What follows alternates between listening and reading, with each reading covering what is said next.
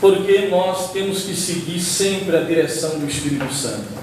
Eu vou ser sincero, se agora eu estudasse o Apocalipse e viesse trazer aqui, ia ser com a minha técnica.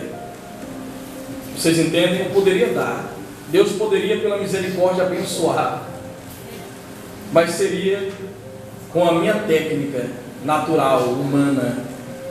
Por quê? Porque o Espírito Santo é quem dá a direção de onde devemos ir. Amém? Eu admiro, tem pregadores que trabalham assim. Eles falam: olha, eu vou fazer isso, tal dia eu vou pregar isso. E ele prega mesmo aquilo ali. Mas há muitos anos que eu trabalho assim, eu particularmente. Quando eu vou pregar uma mensagem, e que eu sei que eu vou pregar porque eu quero pregar, e porque eu disse que ia pregar, mesmo o Senhor dizendo: o meu povo está precisando ouvir isto, e não aquilo. Então, se eu faço dizendo: Senhor, deixa que eu sei o que estou fazendo, eu vou fazer, porque não é a tua palavra, então o efeito vai ser o mesmo. O importante é agradar o grupo, porque infelizmente hoje em dia tem pregadores que a preocupação é agradar grupos. Por quê? Porque há muitos lugares lotados, abarrotados de pessoas, de que essa nova geração de pregadores não fizeram quase nada para isso.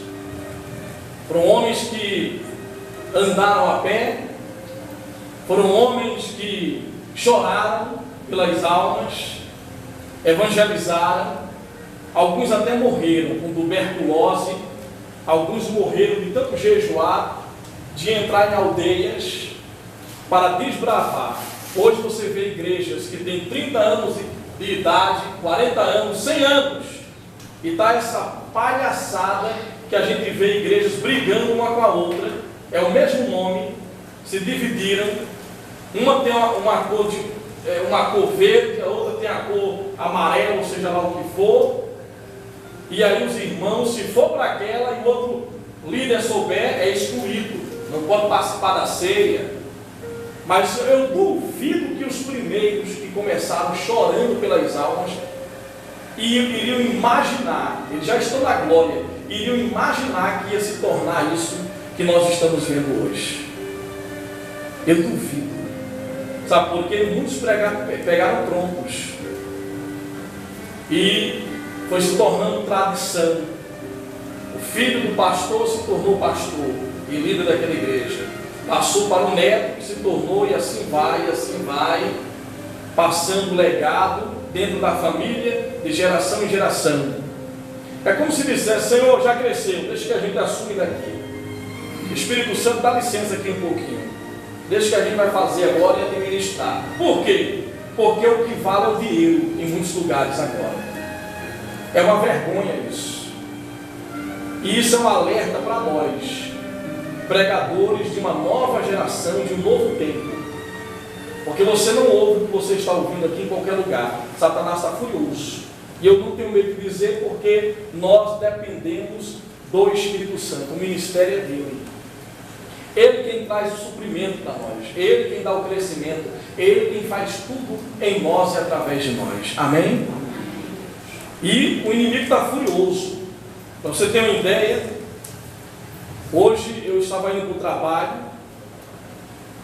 e um motoqueiro, ele passou, veio de frente para mim com a moto dele, e eu estava na mão correta, indo para o trabalho, e passou raspando no meu braço esquerdo.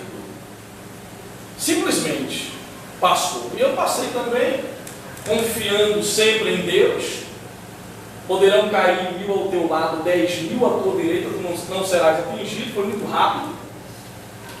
Quando foi 300 metros depois, um homem sai, ali próximo ao lixão, na perimetral, um homem sai com uma armação de ferro que enche coluna. Ele sai e pega metade da avenida, praticamente, onde vinha um motoqueiro contrário também. Ele vinha de lá e eu ia para a rádio. Esse motoqueiro, para desviar, ele veio frente a frente comigo, milagrosamente, eu não sei como se fosse uma mão que parasse a moto dele. Eu digo isso no altar, diante do Espírito Santo. Foi tão rápido, não tinha como eu me livrar. Eu tentei frear a moto, mas foi muito rápido, e ele então foi jogado. A moto dele saiu longe, e ele caiu, rolou no chão, e eu parei a moto rapidamente para socorrê-lo, e mais um livramento, onde a mão de Deus parou essa moto, e na hora eu lembrei, proteção total. Proteção total. Nem pense que vocês vão se livrar de mim assim, tão cedo. Nós estamos aí para ganhar almas, para saquear o inferno. Satanás está desesperado. Sabe por quê? Jejum e oração. Jejum e oração. Jejum e oração. Jejum e oração. Jejum e oração. Jejum e oração. Amém? Amém. Está furioso. Sabe por que ele está furioso? Porque isso afeta a vida de vocês. Isso vai afetar todos vocês e aqueles que estão vindo, que virão. Isso vai afetar, sabe por quê? Porque a qualquer momento, você ficou sabendo, ontem tivemos um tremor de terra de 4.0, em Caruaru 3.8, é muita coisa, foi sentido até em Camaragibe, Recife, São Lourenço, foi sentido em vários lugares aqui, e o céu ficou laranja, uma parte do céu. Quem viu isso? Viu? Quem viu? Ficou laranja o céu. Laranja mesmo. Então são sinais no céu, no mesmo dia, e sinais na terra. Jesus está muito perto de voltar. Abandone a mentira, abandone o pecado, abandone as coisas que você sabe que entristecem o Espírito Santo. É tempo de consagrar os olhos.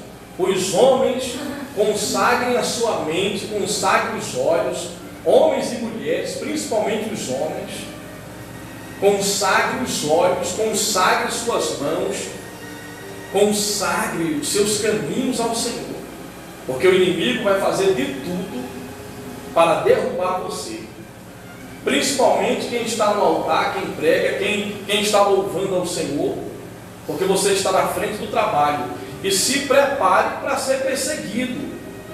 Jesus disse que você não deve ter vergonha dele. Quem tiver vergonha dele na terra, não tenha vergonha de louvar a Deus, de ser um levita, ser um pastor, um pregador, por causa dessas coisas que estão acontecendo lá fora. Porque Jesus disse, quem tiver vergonha dele na terra, ele vai se envergonhar dessa pessoa diante de Deus e dos anjos. É momento de você assumir quem você é diante do Senhor. É um momento de você ter uma vida em secreto com Deus. Em secreto. Assista seus filmes, publique suas coisas na internet, pesquise, converse com pessoas no WhatsApp, mas depois desliga celular, desliga tudo, tenha o seu momento com Deus. Você e Ele. Eu tenho algumas pessoas que ficaram chateadas comigo essa semana, porque o meu celular, se você ligar para mim, mandar uma mensagem pela internet, eu vou lhe responder. Eu vou visualizar e vou lhe responder com todo amor e carinho. Se você quiser conversar comigo, eu vou conversar com você com todo amor e carinho. Mas se você ligar ou mandar uma mensagem e demorar, saiba que eu estou num lugar solitário. Eu estou num lugar secreto, solitário. Por quê? Porque eu tenho ovelhas que não são minhas. Como eu não sou meu, eu sou de Jesus. Amém? Amém. E aí algumas pessoas, puxa vida, eu ligo, o pastor não me atende. Teve um amigo meu, empresário, que ligou. Quem é mais importante? Ele ou a pessoa que eu estava falando durante algumas horas, com todo prazer, que não é sacrifício, é prazer, é prazeroso. Então é momento de consagração. Esta igreja está em consagração. Vi tanto ontem. Foi ontem que Regis esteve aqui em casa? Não. Foi ontem? Eu falei, olha, Regis e José, preste atenção vocês, hein? Eu quero vocês orando antes dos cultos. Eu quero vocês, o grupo de louvor, Regis, tem que orar, entendeu? Eu nem percebi que eu estava falando desse jeito. A pastora regalou os olhos. Eu falei, pastora, eu quero vocês orando antes dos cultos, depois dos cultos, orando depois em casa, orando em todo lugar. Aí, quando o Regis saiu, ela, você percebeu como você não pode obrigar ninguém a orar, não. Você quer obrigar? Você ora, mas como é que você vai obrigar a Regis ou o grupo de louvor ter vida de oração, orar? Eu falei, mas como? Você estava falando, dando ordem da gente orar. Eu digo, mas eu nem percebi. Aí ela disse, você estava olhando para nós, assim, com um olhão assim, dizendo, olha, vocês têm que orar, entendeu? Eu quero vocês orando. E hoje na rádio eu até falei, citei o nome deles, de Regis e de Jô, porque foi engraçado depois, caímos da risada, né? Necessário. É verdade. Mas ele orou hoje não. Orou antes não. Olha aí. Olha aí. Gente, vamos agora estudar. Amém? Vamos estudar a palavra. Tudo que eu falei também. Josivaldo não pode chegar no momento, tem que orar antes, entendeu? Pastor João, vou falar com eles. Aí José fala, você vai obrigar os irmãos a ficar orando? Isso é pessoal, isso é individual. Vamos lá, vamos estudar a palavra do Senhor. Olha aí. É difícil, mas não é impossível. Isso é perseguição, não se preocupe com isso não. Todo levita é perseguido. Eu também sou levita, não persiga não, vocês estão perseguindo a mim. Eu também. Vamos estudar, gente? Vamos? Amém. Eu quero compartilhar algo para vocês que me levou a pressionar a pastora, o Regis, ontem, as meninas. Eu quero vocês orando. Algo que eu percebi depois de tantos anos de mensagens, depois de tantos anos, o Espírito Santo me mostra algo na palavra, muito forte. E eu coloquei aqui com os meus garranchos, e a Débora ajudou também. Qual é a letra mais bonita aqui? Vou perceber agora, vamos lá. Qual é a letra mais bonita? A de cima ou a de baixo? Essa daqui ou essa daqui? Essa aqui, pastor. A mais bonita? Diga a verdade, Dali. Qual é a mais bonita? Essa aqui. As duas? Ih, rapaz, as duas não. Nem as duas deu as duas mesmo, né? As duas são feias.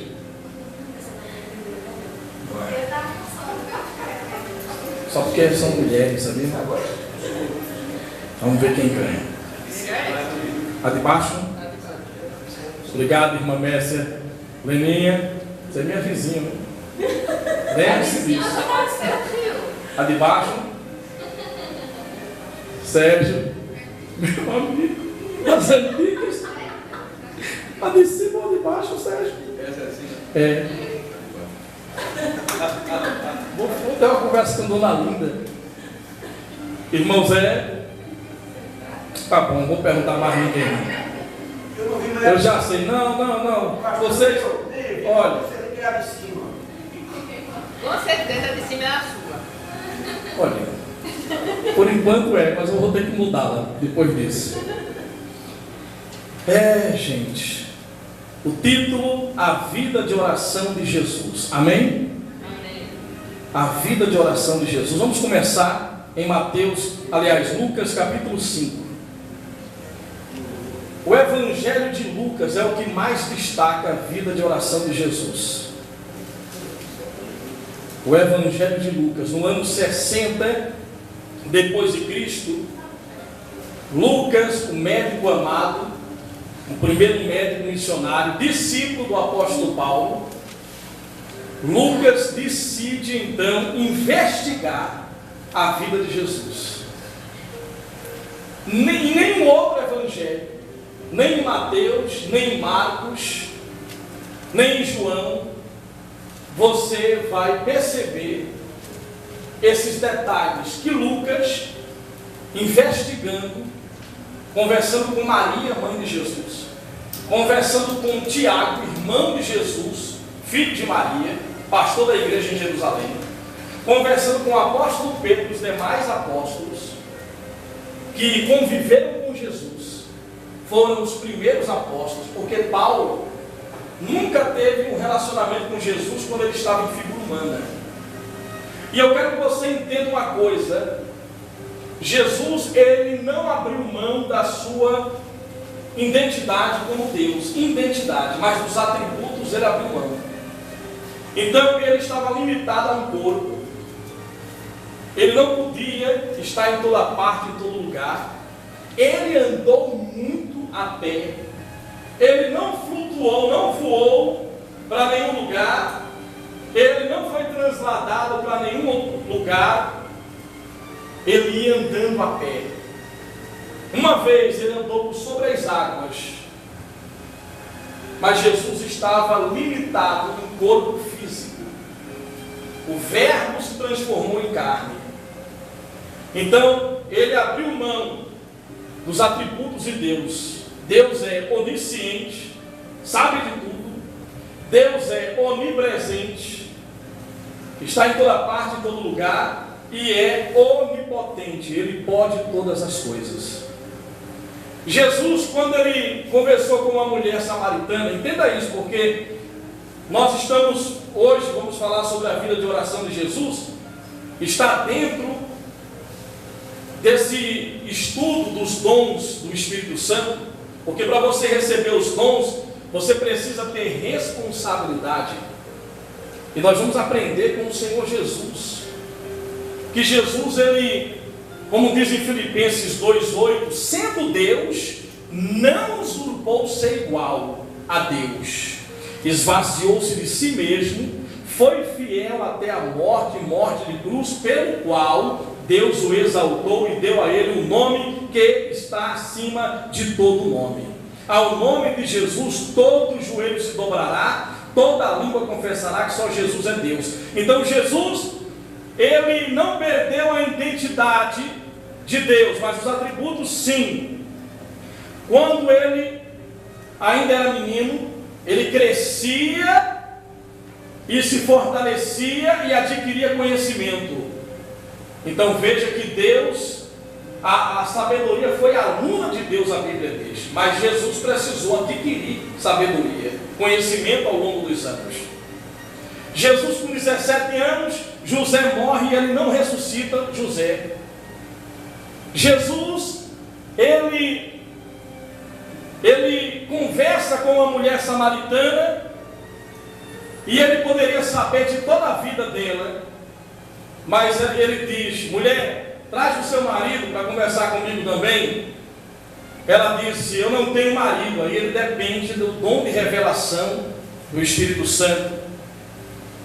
Bem disseste que não tem marido, porque você já teve 5 homens e esse que você tem agora também não é o seu marido. Quando Jesus se depara com um pai aflito, que o demônio pegava o menino, jogava na água e no fogo para matá-lo. Então o que acontece? Jesus ele diz ao pai do menino: o que está acontecendo aqui? O pai conta, ele não sabia, mas o pai conta e diz: eu roguei aos teus discípulos que expulsassem o demônio. O que acontece com ele? O pai explica toda a situação. Mas por vezes Jesus conversava com pessoas e ele, com um dom profético de discernimento de espírito, ele sabia o que as pessoas pensavam. Mas como é que ele sabia? Ele não sabia o tempo todo, ele sabia quando o Pai o revelava, o Espírito revelava a ele. Ele estava em total dependência do Espírito Santo. Ele foi para o deserto, depois de batizado nas águas, Jesus foi batizado nas águas. Aliás, eu quero destacar isso aqui, porque é um ponto muito importante, que quando Jesus foi batizado nas águas, depois do batismo nas águas, Jesus então, ele faz uma oração. Só depois da oração. Eu pensava que o batismo de Jesus, e já preguei durante muito tempo, que Jesus foi batizado no Rio Jordão e veio em forma de uma pomba o Espírito Santo e pousou sobre ele. Só que eu quero destacar aqui, quero achar aqui, onde Jesus primeiro, ele ora. Ele orou. Depois da oração é que vem o Espírito Santo. Vejamos aqui, muito bem, Lucas 3, versículo 21. Vamos começar por aqui. Quando todo o povo estava sendo batizado, também Jesus o foi. E enquanto ele estava orando, o céu se abriu e o Espírito Santo desceu sobre ele em forma corpórea como pomba. Então veio do céu uma voz: Tu és o meu filho amado, em ti me agrado. Jesus tinha cerca de 30 anos de idade quando começou o seu ministério, e ele era considerado filho de José. Ele não era tido como filho de Deus. Então olha que coisa interessante, não é? Ele era considerado como filho de José, não era considerado como o filho de Deus. Então Jesus dependia totalmente de Deus. Ele era totalmente dependente do Pai, dependente do Espírito Santo. Se Jesus, que é Jesus, ele precisava orar, ele foi batizado nas águas. Depois do batismo, enquanto ele orava, é que veio o Espírito Santo. Em resposta da oração, veio o Espírito Santo e ele foi batizado com o Espírito Santo. Daí então Jesus sai, dá início ao seu ministério e ele expulsa um demônio. Vamos lá. Vamos agora, ainda no capítulo 4, vamos para o capítulo 4, versículo 31. Ele foi tentado pelo diabo no deserto, jejuou quantos dias? 40. Ora, Jesus precisou fazer o quê? Jejum. Jejuou 40 dias. Depois dos 40 dias jejuando no secreto com Deus, então ele venceu as tentações. E ele então aqui no versículo 31 do capítulo 4, ele saiu no poder de Deus, pregando, no poder do Espírito, pregando a palavra. Então ele desceu a Cafarnaum, cidade da Galileia, e no sábado começou a ensinar o povo. Todos ficaram maravilhados com o seu ensino, porque falava com autoridade. Na sinagoga havia um homem possesso de um demônio, de um espírito imundo.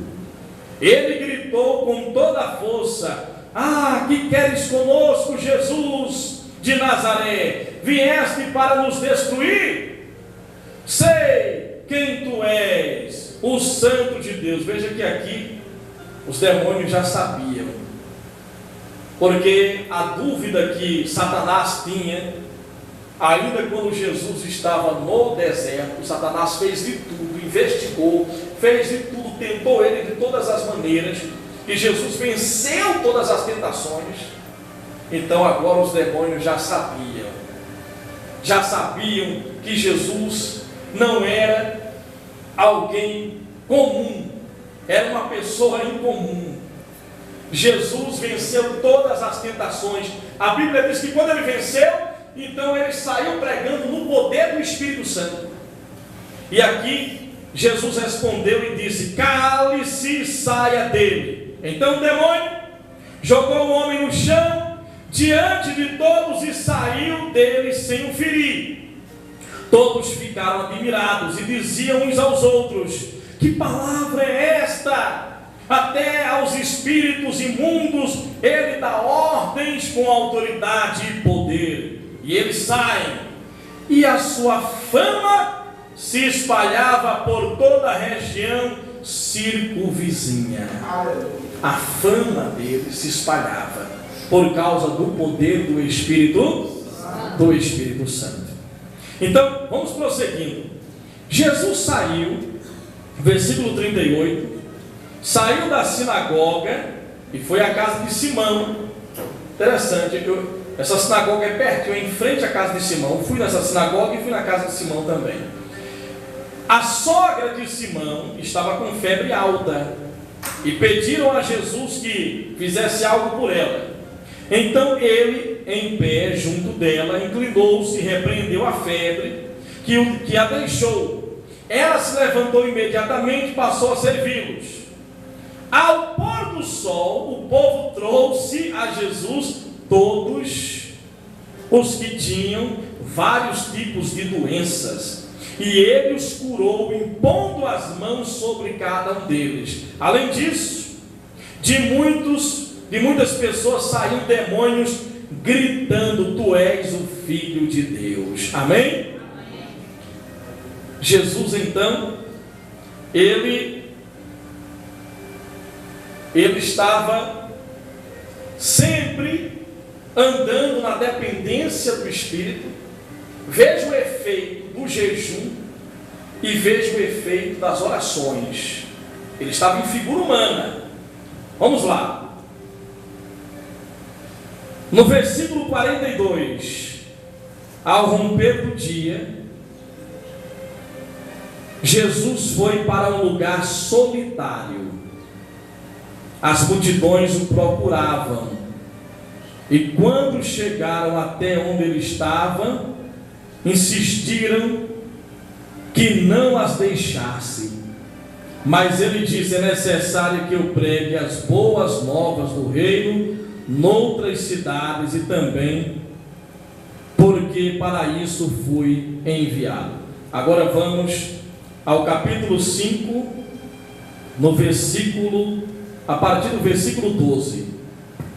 Jesus, ele está na liderança, sendo liderado pelo Espírito, jejuou 40 dias, ele orou ao Senhor e agora os milagres começam a acontecer.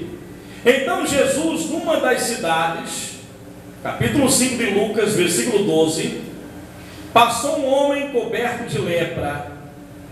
Quando viu Jesus, prostrou-se com o rosto em terra e rogou-lhe: se quiseres, pode purificar-me. Jesus estendeu a mão e tocou nele, dizendo: quero, seja purificado. E imediatamente a lepra o deixou.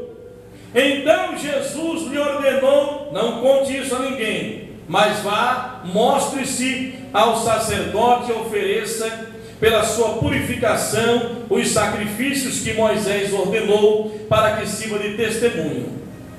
Agora preste atenção aqui. Todavia, as notícias a respeito dele se espalhavam ainda mais, de forma que as multidões vinham para ouvi-lo e para serem curadas de suas doenças. Versículo 16. Mas Jesus retirava-se para lugares solitários e ele fazia